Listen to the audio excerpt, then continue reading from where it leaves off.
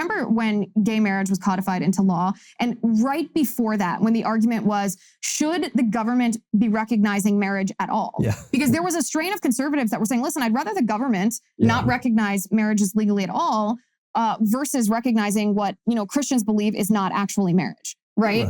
And the argument from a lot of conservatives is the federal government recognizes man-woman marriage, traditional marriage, because the country needs children. And the best, most stable, obviously, unit for raising those children is a married mother and father. And if you believe that the family is the fundamental political unit, then to say that the federal government has no role in marriage, it's like saying the federal government has no role in the states or in the counties. It's like saying, if the federal government's not going to recognize the fundamental political union, then why is it recognizing any of the other political units within the country? I mean, it's well, just that was the question. Why? What is the interest of the U.S. government in recognizing male, female unions? And I actually still think that question is up in the air. I think it is a political statement and not one that is in the interest of the national security or the general welfare of our country, because any person is perfectly free to, love and commit to any other person. Why on earth do you need, the government to pat your head? And I know that's both a hybrid Catholic opinion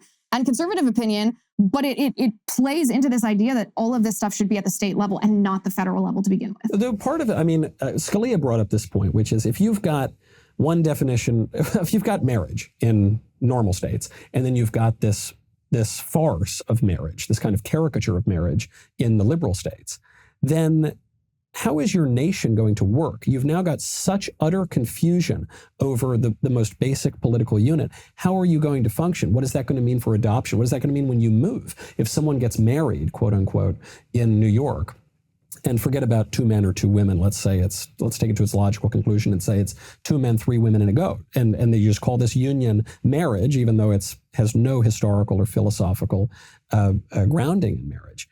What happens when you move to Utah? Utah is a good example. I mean, don't forget, Utah used to permit polygamy. Yeah. And that was stamped out. And it was a big political fight because the nation could not tolerate one state in the union having polygamy, having one radically different definition of marriage than all of the others. And so it was always going to come to a head. It's just, it's very sad to me that this one romantic poet on the Supreme Court, Anthony Kennedy, decided that the right to, this is what he said, the right to intimacy is guaranteed to us by the Constitution. And Where? Well, it's in the invisible ink, beneath the emanations below the part that National Treasure discovered on the back? Scalia had this great dissent. He goes, if the right to intimacy is granted in the Constitution, I've never seen that anywhere, but if it is, surely marriage constricts rather than expands the right to intimacy.